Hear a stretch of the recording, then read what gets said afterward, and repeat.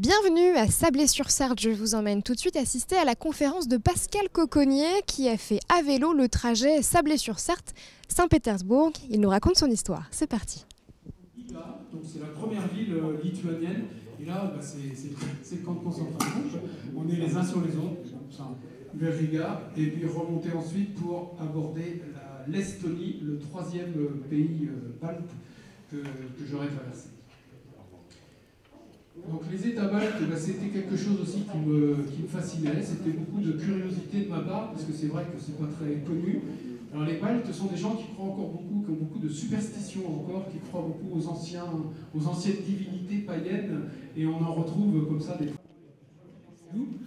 et je suis arrivé dans cette espèce de bout du monde, où il y avait un camping. Je me suis installé, qui était d'ailleurs très confortable, et j'y étais tellement bien que j'ai décidé d'y rester une journée, donc c'est ma deuxième journée de repos en fait. Bonjour madame, vous avez un petit instant pour moi? Oui. Qu'est-ce que vous avez pensé de la conférence? Génial, super. Ça nous a fait voyager, c'est vraiment super bien. Ouais. Vous connaissez bien Pascal? Pardon? Vous connaissez bien Pascal? Je ne connaissais pas du tout, mais ça fait toujours plaisir de voir les gens qui ont fait de l'aventure comme ça. Vous donnez des idées? Oui, j'en fais moi-même, mais à pied. Merci beaucoup. Bonjour.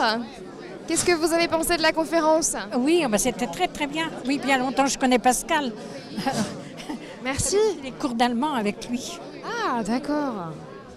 Le monde est petit. Bonjour monsieur, qu'est-ce que vous avez pensé de la conférence? Extraordinaire, extraordinaire. Quel beau voyage. Vraiment. Voyagez, vous aussi? Non, non, hélas. Ça va peut-être vous inspirer. Peut-être. Merci. Je me trouve avec Christine, qui est la sœur de Pascal. Bonjour Christine. Bonjour. Vous avez retrouvé votre grand ou petit frère, d'ailleurs, je sais pas. Frère. Petit frère, à Saint-Pétersbourg, sur place. Oui, c'est ça. Oui. On l'attendiez depuis combien de temps? On était arrivé le jour même. Il était arrivé avant nous, en fait. Hein. Nous, on a pris l'avion. On n'a pas... Vous n'avez pas pris le vélo? Non, on n'a pas pris le vélo. Et donc, on est arrivé vers, 13-14 heures, je ne me rappelle plus. Et lui, on avait rendez-vous à 4 heures, je crois, de l'après-midi. C'était pas une surprise, hein, c'était prévu. Qu'on avait réservé ensemble. Voilà, on avait pris un appartement pour une semaine. Qu'est-ce que vous avez pensé quand Pascal vous a dit qu'il avait envie de partir comme ça? Qu'il était fou. Oui, on a vraiment pensé qu'il était fou, quoi, que c'était impossible. Qu'il pouvait lui arriver n'importe quoi tout seul, c'est surtout tout seul. Le fait d'entreprendre un tel voyage tout seul, on s'est dit en cas de pépin de santé, en cas de pépin mécanique, comment il va faire. Vous étiez inquiet? Oui, un peu. Vous avez eu peur durant le voyage? Non, parce que on a suivi son blog au quotidien et on s'est aperçu que tout se passait bien, donc on a vite été rassurés en fait. Hein. Ouais. Qu'est-ce que vous pensez maintenant de l'aventure de Pascal une fois qu'elle est terminée? C'est quoi la leçon peut-être qu'il vous a enseignée? Qu'il faut aller au bout de ses rêves, hein. C'est fantastique. Bon, il faut du courage, je ne sais pas si c'est du courage finalement, parce qu'il avait tellement envie de le faire que je pense que pas besoin de courage. C'est fantastique, quoi. Il a découvert des gens, il s'est découvert aussi, je pense. Hein. Il n'avait jamais fait ça. Il n'avait jamais vraiment fait de vélo avant, hein, très peu. Il s'était un peu entraîné les mois précédents, mais c'est pas un cycliste averti. Il n'avait jamais fait d'aventure à vélo comme ça. Donc, quand on veut, on peut. Voilà. Ça a dû être fort, ces retrouvailles. Oui. Surtout qu'il retrouvait son épouse qu'il n'avait pas vue quand même depuis 2 mois et demi. Donc, Ça va être long. Oui. Merci. Après, on a passé une semaine à Saint-Pétersbourg ensemble et une semaine à Moscou. Donc, voilà. Vous avez bien profité. Merci beaucoup, Christine. Au revoir. Au revoir. Allez, on file nous voir Pascal s'il est disponible. On va se retrouver directement avec lui. Bonjour Pascal. Bonjour. Comment allez-vous? Très bien. Alors cette conférence?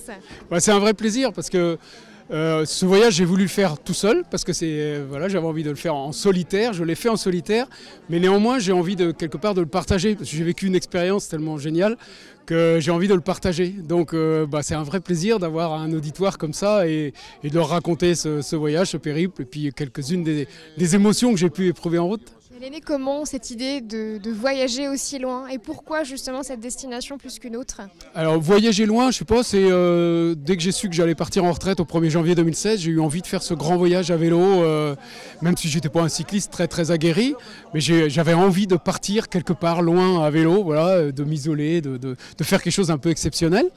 Et Saint-Pétersbourg, parce que c'est une ville qui me fait rêver. Et en fait, le principal moteur dans ce genre de projet, c'est ça, quoi. C'est le rêve d'arriver quelque part. Et puis en route, il y avait ces villes un peu mythiques. Il y avait Berlin, et Riga, Tallinn, Gdansk, la Baltique, les États baltes que je connaissais pas du tout. Donc très envie d'aller dans cette direction-là.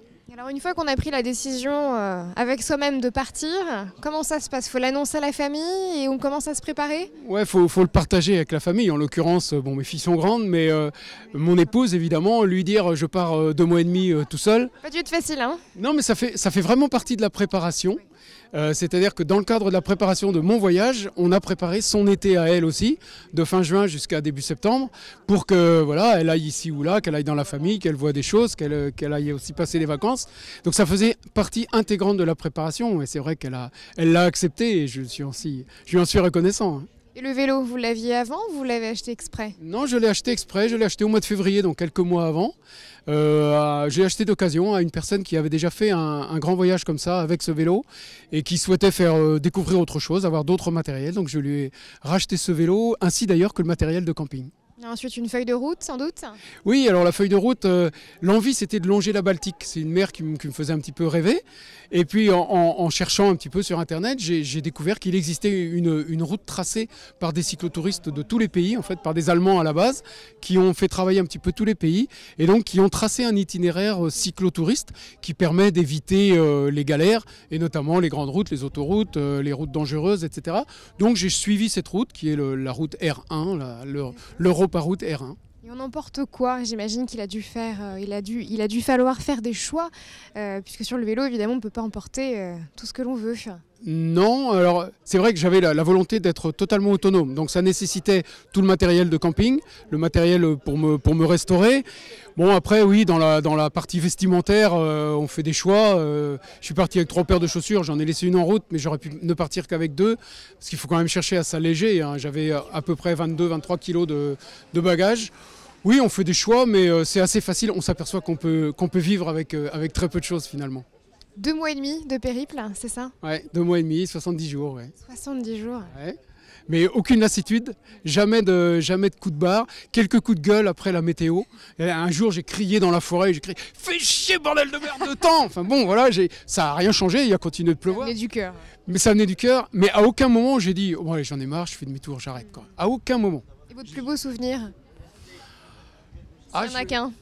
Ouais, s'il y en a qu'un, parce que c'est compliqué, mais je me demande si c'est pas la rencontre avec ce gardien d'aérodrome en Russie, ce type extrêmement ruste, presque fruste, qui m'accueille très froidement et qui tout d'un coup se déride complètement quand il découvre que je suis français. Et là, il se met à pleurer dans mes bras. Il me prend dans ses bras, il pleure en découvrant que je suis français. Je crois qu'il n'avait jamais vu un Français de sa vie. Et je crois que c'est ce genre de rencontre qu'on a envie de faire quand on part pour un voyage comme ça. Et durant ce voyage, justement, qu'est-ce que vous avez appris de vous-même? Ah, j'ai appris de moi-même, je ne sais pas. En tout cas, si, j'ai appris une certaine patience. Je crois que je suis revenu plus patient. J'ai appris qu'il fallait le temps de faire les choses. Tous les soirs, il faut tout déballer, tout sortir des sacoches, monter la tente, gonfler le pneumatique, faire la popote. Et tous les matins, il faut tout replier, souvent mouillé, tout replier, tout remettre dans les sacoches et repartir. Et ça, très vite, je me suis aperçu que c'était pas la peine de s'énerver, que ça servait à rien de s'affoler, que de toute façon, il fallait le temps de faire ce qu'il y avait à faire. C'est le message que vous véhiculez justement dans cette conférence et peut-être dans les autres que vous voulez faire? Oui, enfin, je n'ai pas de message à faire passer. Si j'avais un message à faire passer, ça serait plutôt allez-y. J'ai rencontré beaucoup de gens qui m'ont dit « Oh, c'est génial ce que tu fais, oh, ça me fait envie ». Et j'ai envie de dire « Mais vas-y, lâche tout, monte sur ton vélo et pars ». J'ai plutôt envie de dire ça. Vous racontiez votre périple sur le blog en parallèle. Il est toujours accessible, j'imagine? Oui, le blog est toujours accessible. Alors ça fait partie aussi de cette envie de partager, de vivre tout seul, mais de partager. Et oui, j'ai fait un blog. Alors les premiers jours, c'était pour rassurer mon épouse, lui dire voilà, j'en suis là, tout va bien. Et puis j'ai senti qu'il y avait des gens qui me lisaient, puisque j'avais des retours, j'avais des commentaires.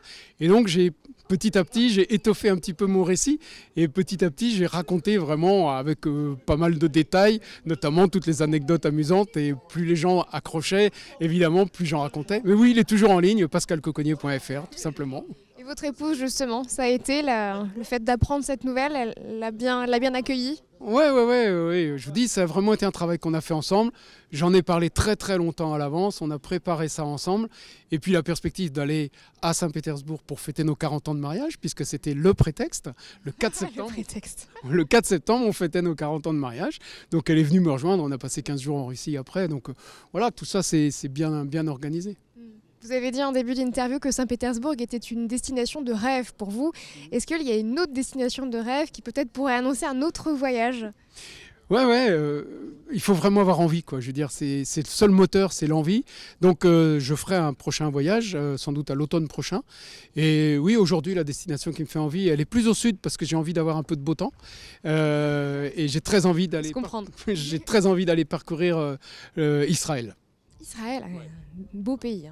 Beau pays, un peu chaud avec Monsieur Trump qui s'amuse à mettre de l'huile sur le feu. Donc je surveille un peu la situation quand même, mais pour le moment, ça reste mon projet. Un petit mot pour les personnes qui nous regardent et qui peut-être hésitent parfois à partir en voyage? N'hésitez pas, il n'y a pas besoin d'être un surhomme. Je veux dire, faire 70-80 km de vélo chaque jour, c'est pas difficile quand on les fait à un rythme raisonnable. Et ça s'enchaîne très bien. C'est vraiment pas compliqué, et puis c'est génial, quoi. C'est une belle leçon de vie, j'imagine, et des beaux souvenirs. Ça reste des merveilleux souvenirs. Et je me demande même si la prochaine sera aussi formidable. On verra. Merci beaucoup, Pascal Coconnier. On va terminer ensemble tous les deux cette émission. Merci. Puis, une prochaine fois, j'espère. Sans doute. Merci encore. On va se terminer sur cette belle leçon de vie et cette belle échange avec Pascal. Et on se donne rendez-vous pour un prochain épisode la semaine prochaine dans La Filtrée du dimanche. Très belle soirée à tous sur LMTV.